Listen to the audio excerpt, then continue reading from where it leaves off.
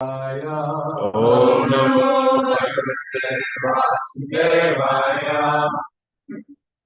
Naranam Namaskritya Naram Chaiva Narottam Devam Saraswati Vyasam Tato Jayam Tirayat Nasta Preshta Padreshu Nisha Bhagavata Sevaya Bhagavati Upamashloke Bhaktir Bhavati Kaistiki.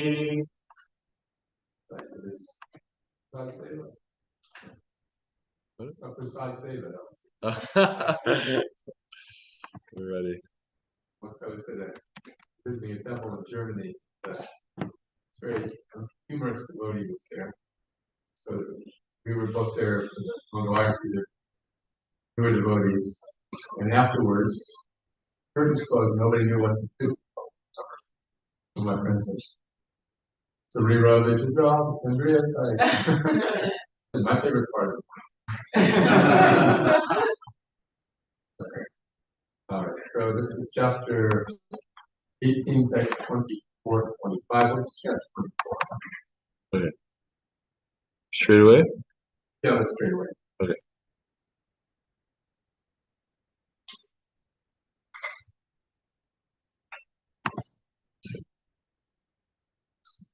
Ekada dhanuryamya Vicharam pane Vicharam Shranta Yuditas Krishito Vrisham Ekada dhanuryamya Vicharam Vrigayam pane Anukata Shranta Tas Trishito Vrisham Ekada dhanuryamya Charan Vigayam Bane Vigananugata Shanta Purita Shrishito Vrisham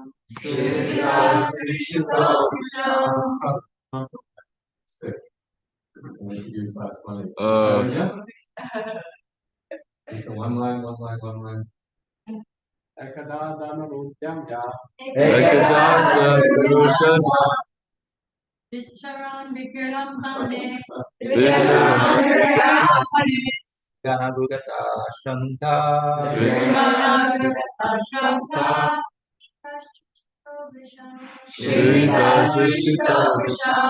Ekadadanur Admya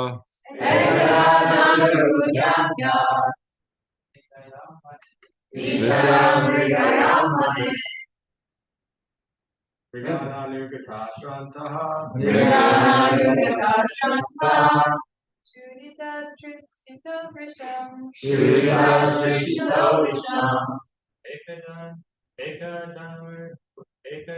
Ekadanur Udhamya Charan Mridayam Bane Vigananugata Shanta Shuritas Trishito Vrisham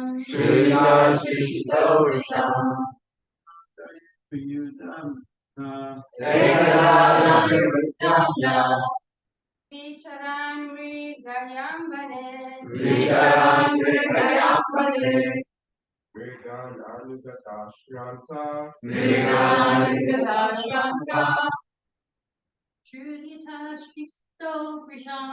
Shuritas Trishito Vrisham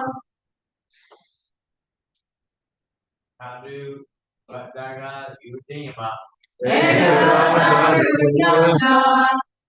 Vaishnavan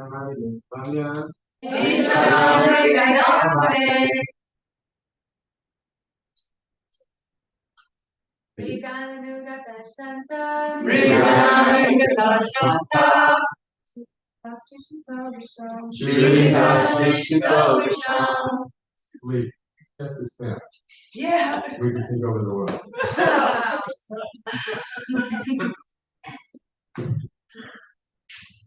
Ekada. Ekada.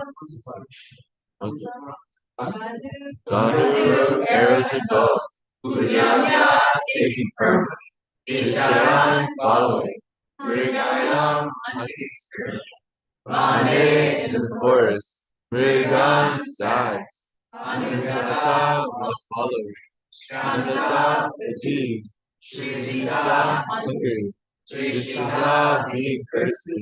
Vrisham, extremely. Jalashayam, reservoir of water. Achakshana, Searching for Pravidesha, Tam, that famous. Ashramam, hermitage.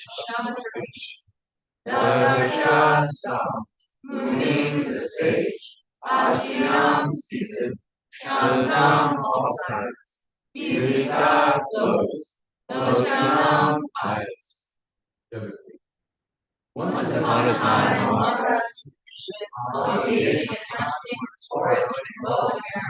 became extremely fatigued, hungry, and thirsty, while following the stags. While searching for a reservoir of water, he entered a hermitage well-known shaman and saw the sage sitting silently. You would like to read the purport?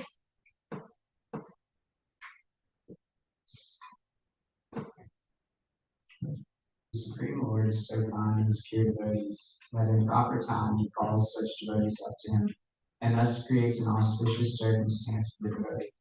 Maharaj Parikshit was a pure devotee of the Lord. There was no reason for him to become extremely fatigued, hungry, and thirsty, because a devotee of the Lord never becomes perturbed by such bodily demands.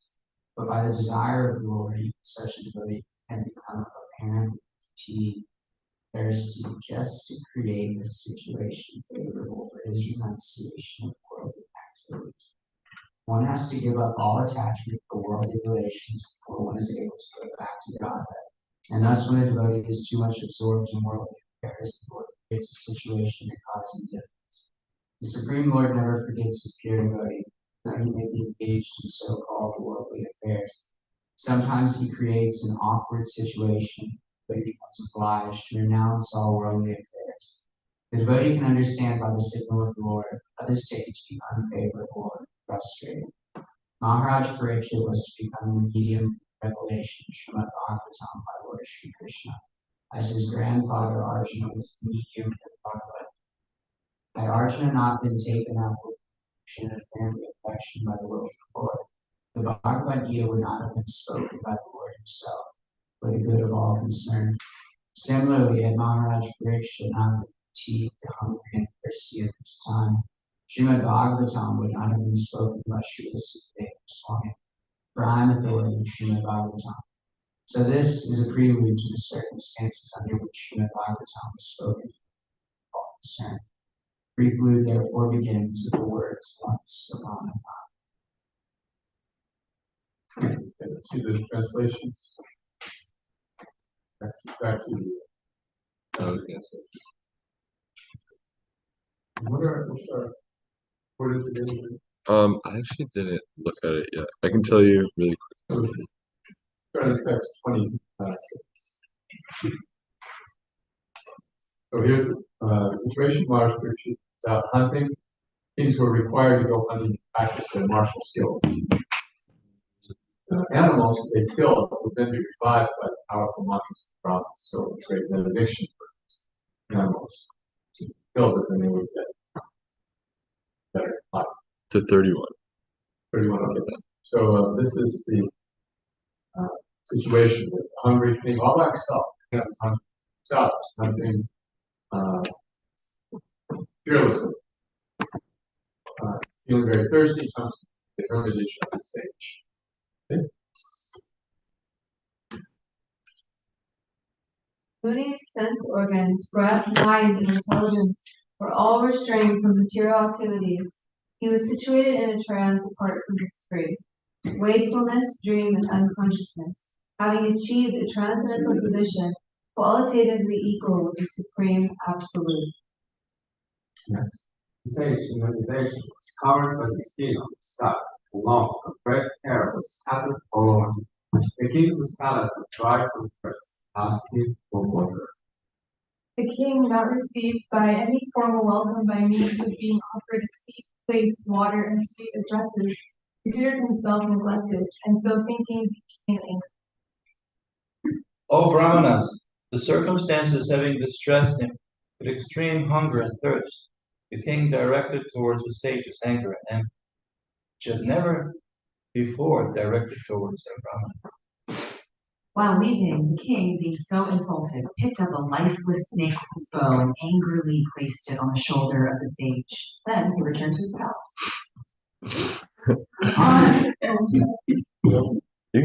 Upon returning, he began to contemplate and argue within himself whether the sage had actually been in meditation, with senses concentrated and eyes closed, or whether he had just been feigning trance just to avoid receiving a lower satrya. Okay, so the subject of our class today is about anger. In this case, Maharaj Krishna has become angry over this incident, and that he's reflecting, that I do the right thing. So there's two aspects of this to discuss today. First, how about our personal relationship with anger? Who has experienced getting angry and then regretting?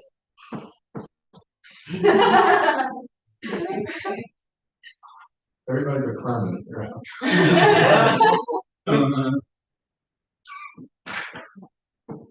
In the Bhagavad Gita, Krishna or Arjuna asks many good questions. One of them is, what causes people to engage in self-defeating? This is in chapter 3. Even knowing better, why do people do things to bring them harm? Does anyone remember how Krishna answers this question?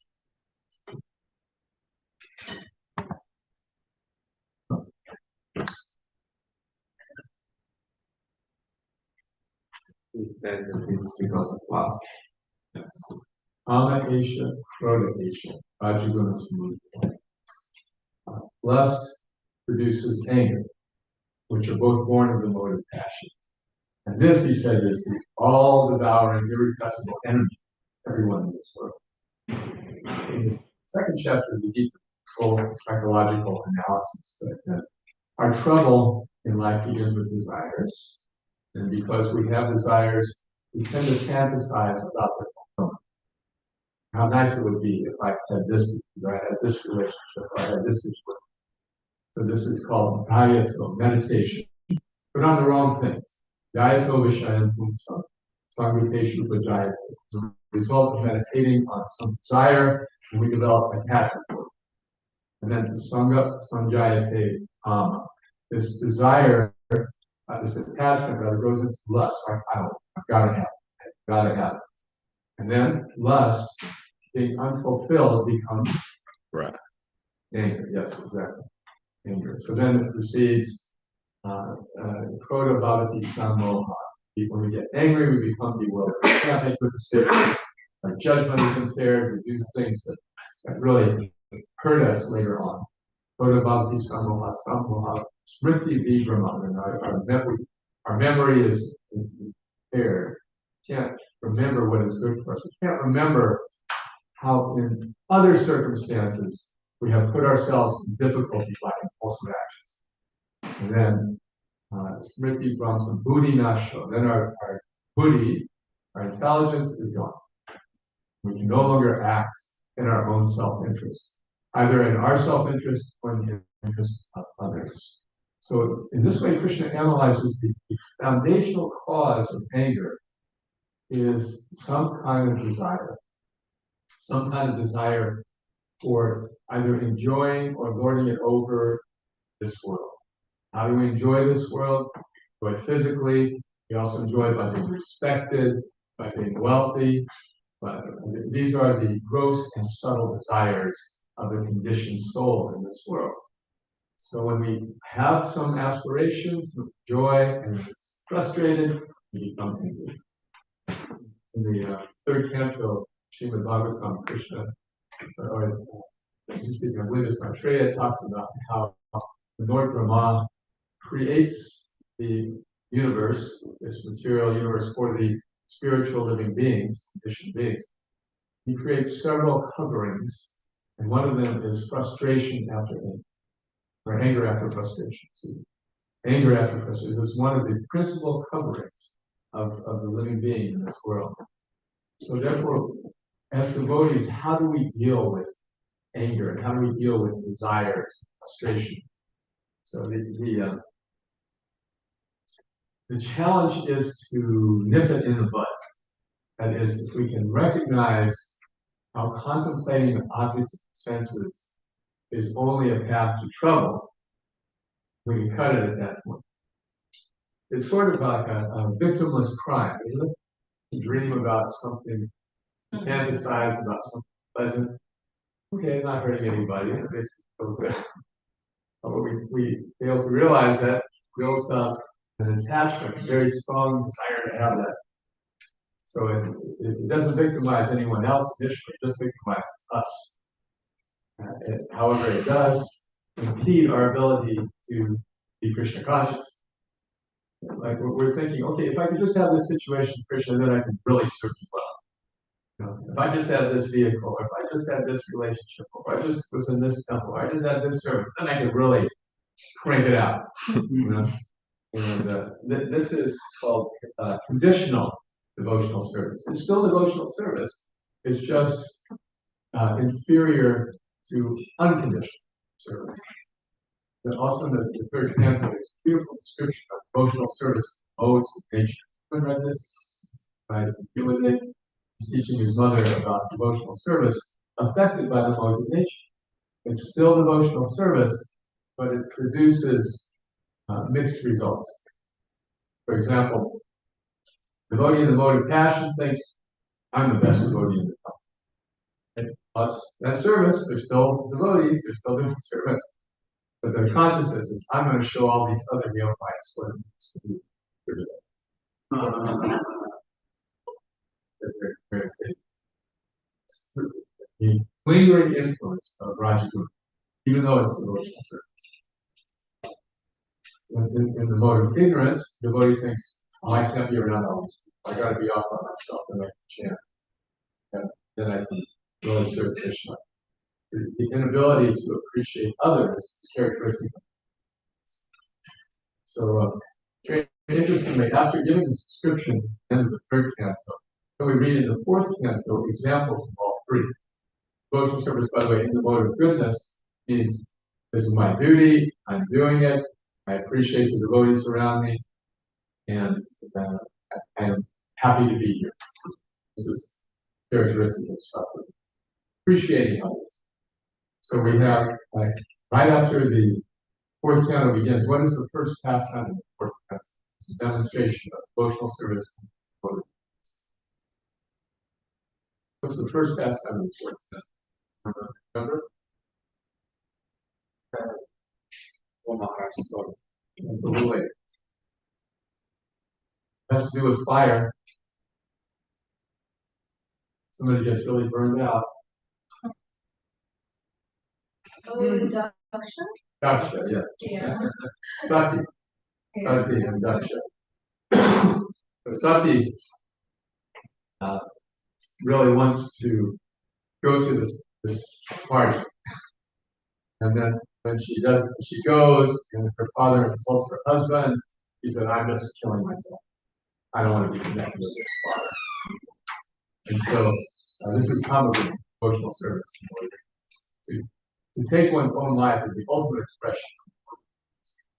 Why? Because it does absolutely nothing for the eternal soul. It's condemned to the worst situation. So after Sati comes Dhruva. So Dhruva goes out in the forest. I want a kingdom bigger than my father. That's that. I want to go out there. I'm going to exceed my father's. My mother-in-law, my stepmother insulted me. I'm getting bigger than. And he went out by his intense meditation, saw Lord Vishnu, and then he said, oh, how foolish I was. I was trying for this broken piece of glass, and I instead got the most valuable diamond. So The next pastime is example of devotional service and goodness. Who is that? The next pastime. Ruba, and then we read about. Turning the wheel. No. The earth was failing to produce, and so this great devotee, Prithvi, yes, Prithvi Maharaj. So Prithvi Maharaj is an example of devotional service of goodness. He was elevated to be the king, and all the bards and Brahmins praising him, and then he famously said, "Hey, wait a minute, wait till I do something.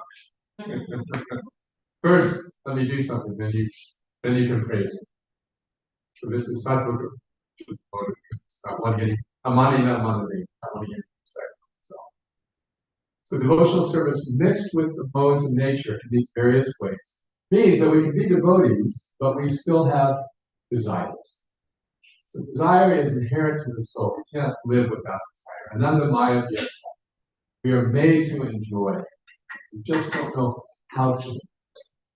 So Krishna consciousness is the way to learn how to enjoy on a higher path and just fantasizing, acquiring, becoming frustrated, and fantasizing. That's complete material experience.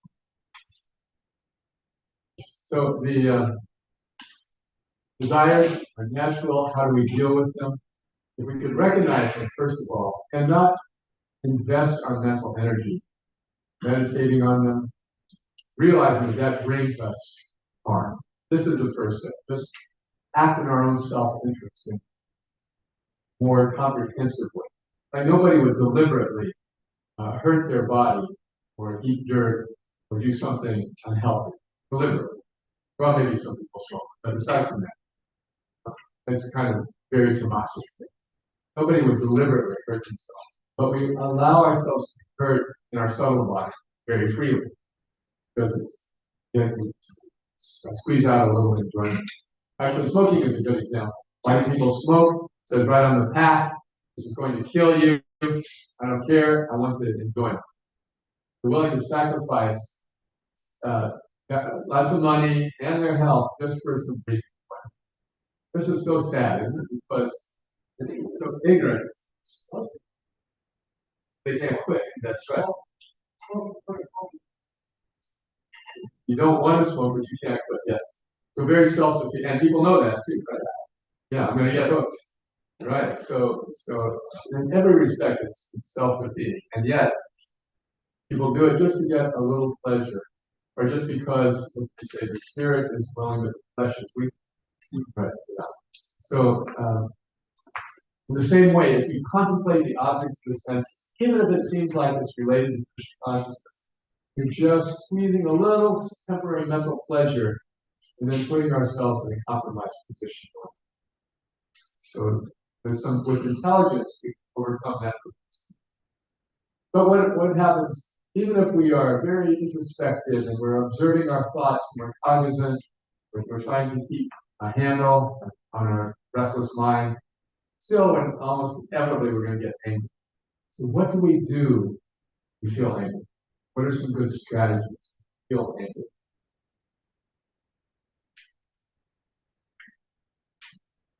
Anthony, go ahead. I use consequential thinking. Like I think about if I do this, then this will happen. Okay. Consequential thinking, yes. Exercising the thought is good. Yes. Talking to someone. Talking to somebody about it, yes. And preferably not the person we're angry. Right? Take a deep breath and just try to be calm. For me, that's what I do. Breath work helps. Deep breath, okay? All of these things imply a clear understanding that we are not the anger, right? That rather this anger is coming on me. And it's not really me. I am not angry by nature. Let's say somebody steps on our false ego and we're feeling angry. How do you think that somebody who is inimical towards us wants us to feel? Do they want us to feel happy? No. How do they want us to feel? And they want us to be angry. That's exactly right. The bully just wants to make a person angry. So if we get angry, how are we making our critics feel? Happy. And if we're happy, how do our critics feel? Angry, yeah. So just in all these ways, we understand the soul is not this thing. In the nectar of instruction, in the first verse, the pushings are described. The Vegas, like as in Las Vegas. What is it? Jiva Vega, Udara, belly, Upasta, the genitals, Vegam, Macho Vegam, Manasa Krodha. Macho, speech, Manasa, mind, and Krodha, anger. These are the 6 pushings that push us into self-defeating. So specifically, anger makes us do such dumb things that we have to then go try to repair damage. Right? So through intelligence, we recognize this is an indulgence. It's like we might indulge our tongue or our belly. So when we express anger, we are indulging. We're indulging ourselves. So the first strategy is self-control. Now, how do we, like in any temptation, how do we exercise self-control? It's so hard. So it's beyond just like gritting our teeth, tolerating it. There are strategies we can exercise. But one of the very, very effective strategies is to, instead of getting angry, get information. We're feeling upset with somebody.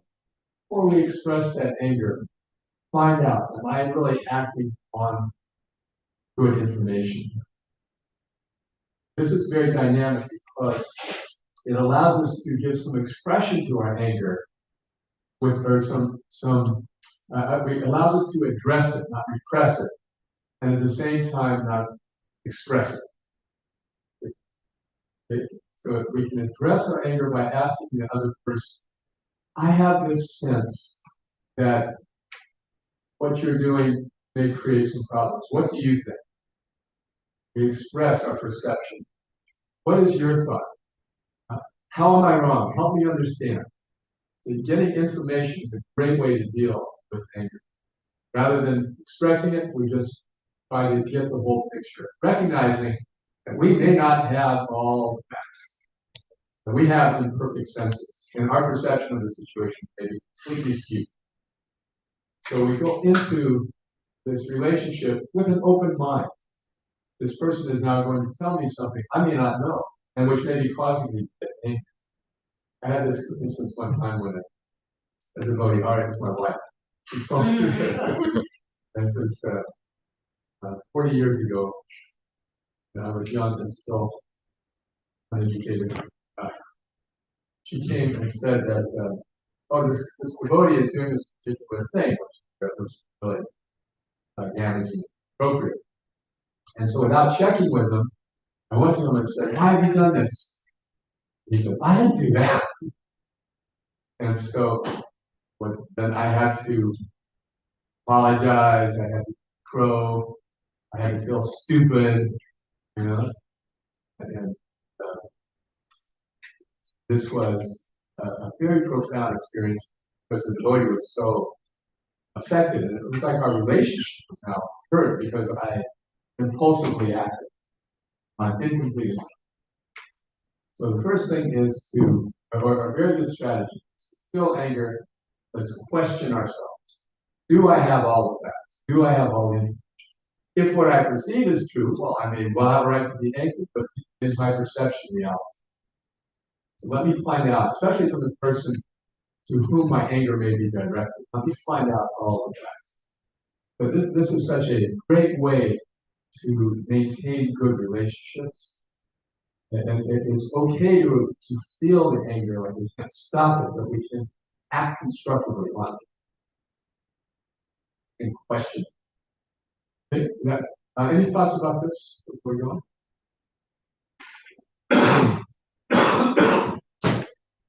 A point that I really like about anger, I heard in a Bhakti Swami lecture, was that we think like if we go into like a rage room or have some outlet that we get less angry, but it actually feeding into it makes us more angry.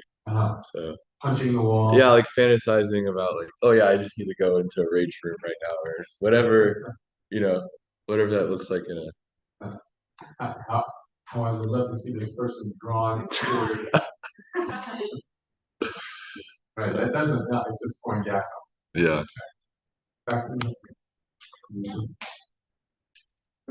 When anger is subtly causing one to create offenses, if we don't immediately recognize it as anger, it's not behind anger, but it's acting in the background, causing us to, make different offenses. How do we go through it and then be with those offenses and not further propel self-defeating behavior? Right. How do we see that, wow, I've been offensive here, I've been offensive here, not think, gosh, I should just quit.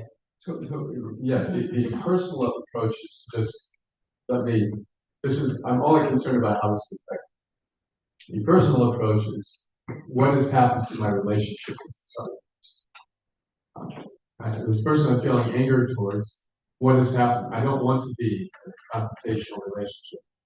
I don't want to be in this kind of Kali Yuga type of rapport. I want to see, can we have a good understanding? So as personalists, it isn't a question of our control, it's a question of the relationship. What can I do to repair this relationship? I'm feeling this. This is a real feeling. I can't just pretend it's not there and sweep it under the rug. No, it's a real feeling. How can I prevent it from ruining this friendship, this relationship? Okay, Ruthie, please. Have a microphone.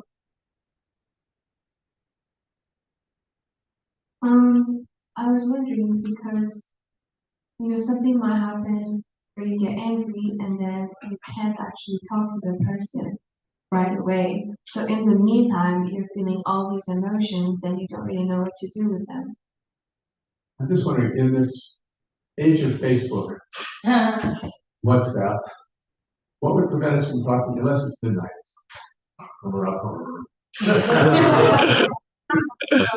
I mean, that's just like from personal experience. People are busy, so even if you want to talk to them, like they might not have time to there. So how about giving vent to or giving some expression to our anger by writing this? Saying, hey, I'd really like to talk with you. When would be a good time for us to meet? Even that little step, it isn't saying I'm angry at you. Just saying I'd like to talk with you. So, I think that allows some expression without confrontation, without accusation, without risking the relationship. So it's not good to let anger seep. It's good. We need to know constructive ways to let it out. We heard that. Expressing to others. Okay. That can be helpful, but it's also risky. Why? If we don't have all the facts and then we're telling somebody else what a terrible thing how the devotee has done, right? How does Krishna look upon that? Hence number one. Yeah. Yeah. So the source of our anger is always the best way to find relief from it, if at all possible. And usually it is possible. At least to write an email or to send a voice mail or something. Reach out to the person, say, can we talk? And then when we talk, what do we say? Well, we can express how we are feeling with an open mind. I'm seeing you, I saw that you did this or said that, it made me feel angry.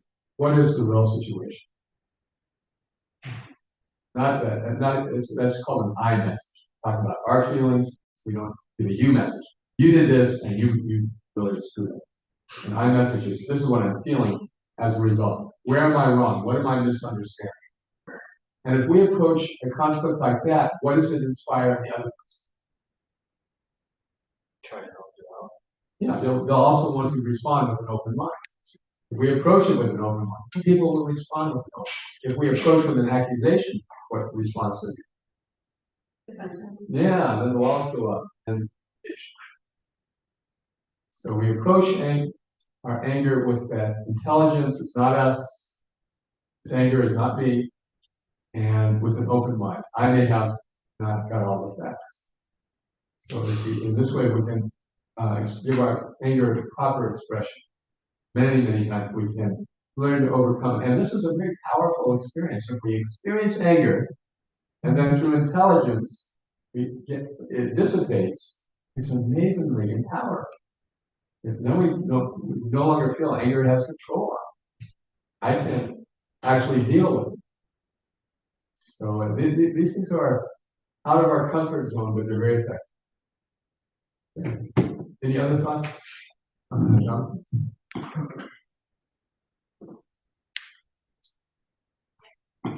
This is great. I'm so glad we're having this discussion, thinking about being stuck in cycles in the past, and when it's happened to me, like we were talking about smoking and drinking, just knowing that it hurts, but thinking that it's going to kind of help us with something painful that we're going through sometimes too, right? And then the other thing is that on top of, okay, if you don't fulfill that desire, right? Like I want some relief. That's the desire. Here's this thing that I feel like will give some temporary relief. Anything. Sometimes, here's the thing, sometimes you kind of feel and think it does, and that's what gets you stuck in it. Because then a lust also fulfilled turns into greed. So how do you break out of the cycle when you're constantly chasing this thing that you feel like they call it chasing the dragon? You constantly feel like you're chasing this solution to a hurt. Like once it has actually got fulfilled, but then it tends to not in the same way ever. Right. It's gone past the point where we can do some quick repair job. So this brings us to the other main strategy for dealing with anger, which is represented by Vishnu. That when one is overcome with anger, then one has to, if it's a long-standing, let's say, long-standing feeling of anger, then what is the solution? Forgive. That's really hard. Forgive. Don't forgive, then we carry around as a grudge. One was the story of the two monks and an old woman, right? Okay, there's one person who doesn't know something. The two monks were walking to the river, and as they were about to wade across, an old lady came and said, "Please help me." So one monk put her on his shoulders, carried her in separate ways. So the other monk, an hour or so later, he said, "You're a monk, you're not supposed to touch a woman." And the other monk said, "I carried her for 5 minutes, and you've been carrying her for an hour." So a grudge is just like that. If we hold a grudge, that means that we're carrying around a burden that's completely self-defeating and it's completely toxic. Our consciousness is still absorbed in the past. We can learn from past experiences, but if we're meditating upon them, then we're not living in the present. We're living in the past. We're living in the Tamaguna. We're living in the motivator. We're still looking backwards. Therefore, we can't respond properly to the present. So, carrying a grudge is a great phrase. It's just like carrying a burden around. Have other things to do.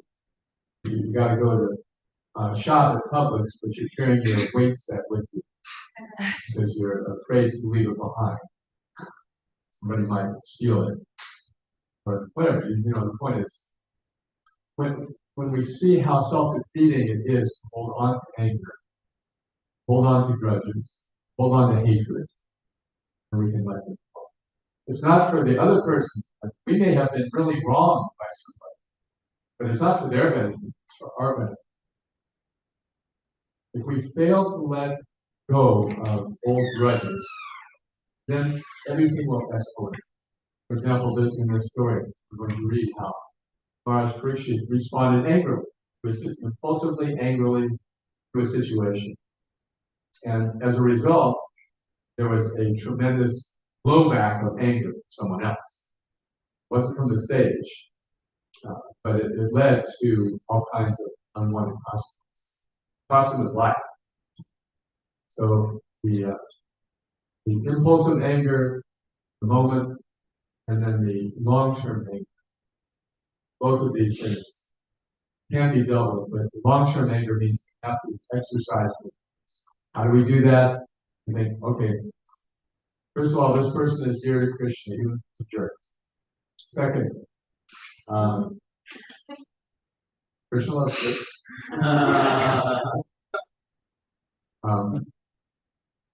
Second, if I had been in this person's position, I might have done the same. Again, a lack of information. What caused this person? Was it really malice? Was it really wanting to hurt me, or was it some consequence of the situation? A lack of information. And, but more than anything, it's just enlightened self-interest. It's not something that comes easily. It's not something that will automatically just spring from our hearts. But it is kind of like paying obeisances. When we first start paying obeisances, it looks very mechanical. It looks very weird. You don't really want to do it.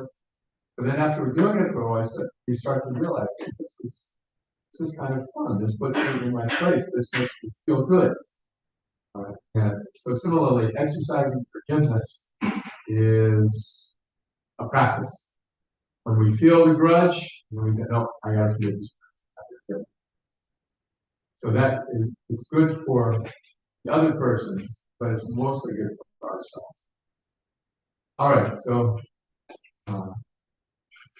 and Maharaj Pritchard, as we'll see, he is treated very roughly, and he forgives, even though he's responsible for it. He takes responsibility. I made this mistake, and if I'm getting reaction, it's all my fault. All right, so we reviewed causes of anger and strategies. Now, she just added, sometimes Krishna asks the devotees to make them angry. And anger can be used in Krishna's service. It just has to be a tool and not controlling us. So, I think, teaching young children, Srila Prabhupada instructed, teacher should have a stick next to the desk. Never, ever use the stick. But when the child is misbehaving, show the stick.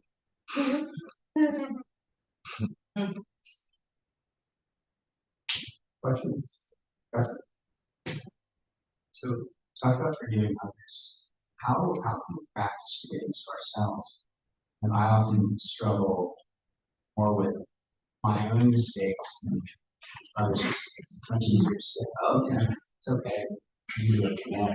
I do it. It's just like, I didn't hammer it down. All right.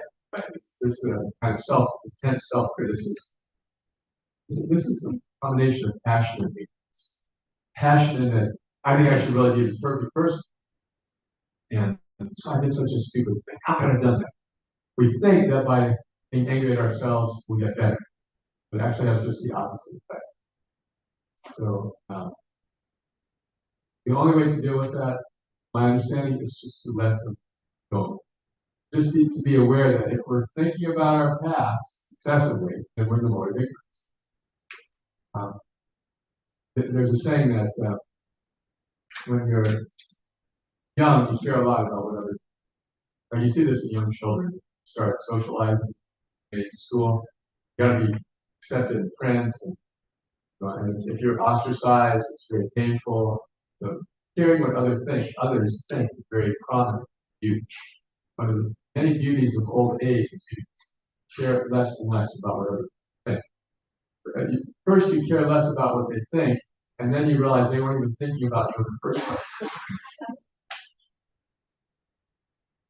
One other point too. Let's say we create some kind of if we aren't very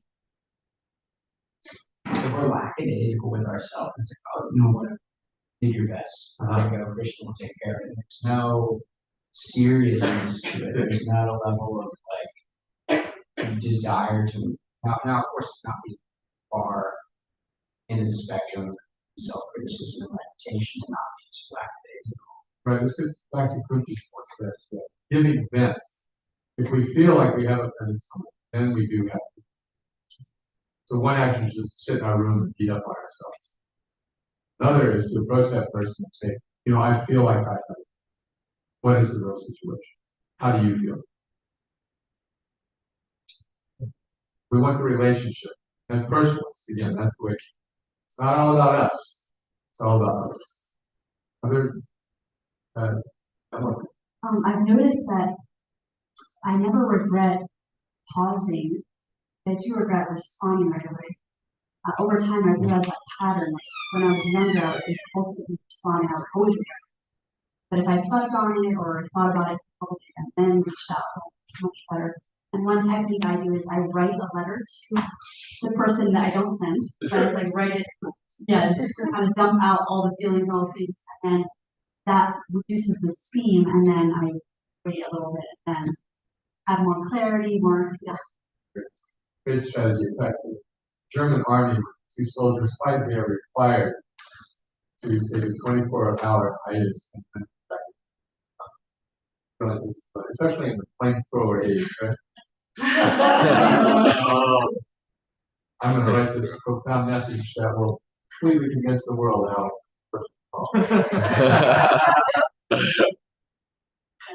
I do send, but it's been added. Should have that on speaker. I just have a comment on that and a question. Yeah, there's this really amazing book actually called Radical Forgiveness, and it has a activity that you can do. I actually have done it. I did it with a family member. Actually, I did it with all my family members, the relationships, but I did it specifically with one family member when that person hurt another person in my family, and I was upset about it. And you first write, I spent like a month preparing because it was a family member, so it was a big deal. I said, thank you for, and I wrote down pages and pages and pages of all the things that I'm grateful for that person. And then I love you because, and then all the reasons why I love that person. Then I wrote, I'm sorry for, and then I listed all the things that I have done wrong. Wow. And then I wrote, and this is what you have done that has hurt me. And I wrote that down. And then I sat down with my family member and I read the entire thing to my family member. Took about 3 hours, the conversation. He opened up and we talked about it, and it was the most profound experience of forgiveness I think I've ever had in my life. And after that, it was completely gone. It was like not even a problem at all. And so I wanted to share that. It's a really helpful exercise for forgiveness. And then my question is that, if say we do what you're saying, which is so beautiful, asking the open-ended questions, gathering information, trying to understand more. And then I would imagine, and then also sharing with I statements, this is how I feel. And, please tell me more. Am I in the wrong? What is actually true?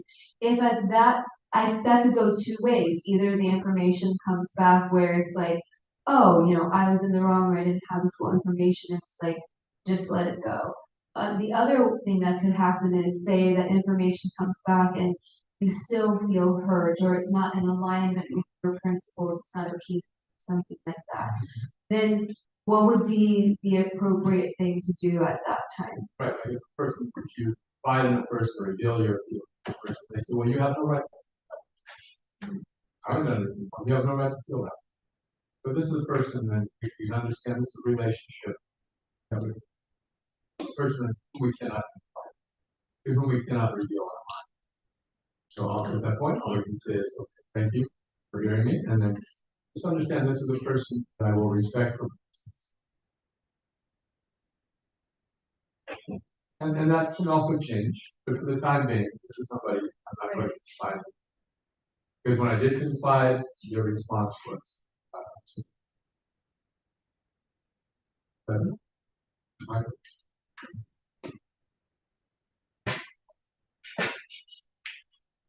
So at some point in my journey, I read this book by Anthony Mello called Awareness. in this book, he posits that no one can actually feel any certain sort of way other than yourself. And so I'm just curious, like as I'm hearing this, I'm just curious, and I believe it's in the Gita, and I don't know where, but like someone in knowledge is someone who does not blame, doesn't pass blame onto others. And so I'm just curious about how that fits into this whole conversation. Yes, seeing people as spirit souls, seeing people as fellow conditioned souls struggling in the real world. This is the vision of the Mahadipari, most advanced book. They also, as a result, they feel, wow, this person's pretty better than I am. So, on the highest stage of consciousness, that kind of feeling is possible. You can't imitate it. But seeing others through Jnana Chaksu, the eyes of the scriptures. Saying, okay, here's a spirit soul, struggling with the modes like me. Can invoke compassion. And compassion for the eternal soul probably rises to self-love. Compassion for the body is material. It's goodness, but it's so material. Passion for the soul is self-love. We are out of time. I just wanted to say real quick that I heard somewhere that saying that you're the lowest of all the devotees. It's one way to say that, and another thing to actually feel that. The sincere thing would be to feel that way, than to be puffed up about it. I am the lowest of the low. That's probably an interesting comment about what he said. I'm the most fallen. He said, we're not the most people. Simply insignificant. So Krishna is the minute, one of my brothers put a message. Our goal is to be happily insignificant. All right. Prabhupada ki jai. Yeah.